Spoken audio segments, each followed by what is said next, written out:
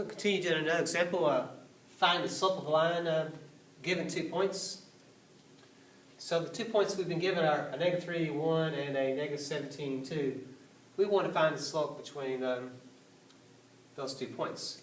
Again, I'm going to model 3 methods. You just have to identify which one you have to do. And I would experiment with them early on. And it depends on the situation. Looking at -3, 1 doesn't look like a big deal, but that -17, 2, I don't know if I want to make a graph that goes out to -17, 2. So I may back away from that graph. I may make a table or use the formula. But if I do use a graph, I'm not going to make it a real accurate graph.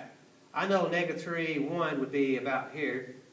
So there's my -3, 1. And then my -17, 2 is going to be out further and up higher. So -17, 2 would be out a little bit further and a little bit higher. So if I draw my line, I kind of can see that it has a little bit of a decreasing motion in it. So I can pick up on that it's a negative slope.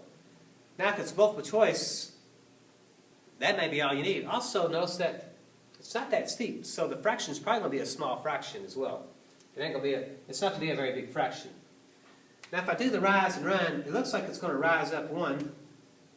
And from a -3 to a 17, that looks like that's going to be a run of a 14 to the left. So what I'm picking up on is my slope is a -1/14. Now if I make a table out of this,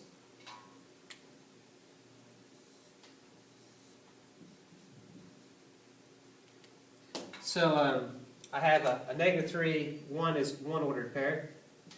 A -17, 2 is another ordered pair. Remember, your slope is this concept of rise over the run.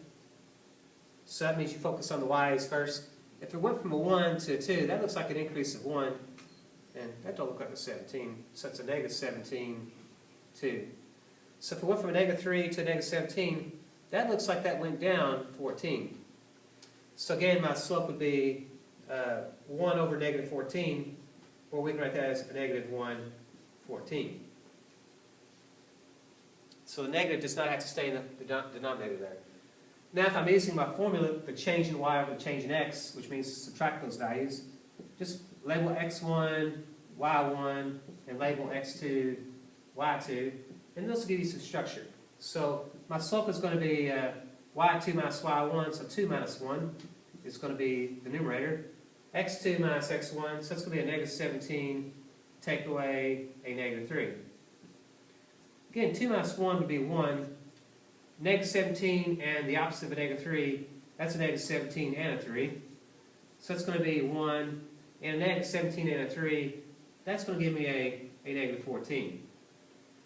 So remember your income and debt. That income is going to pay off 3 of your debt, you're just going to be 14 in debt.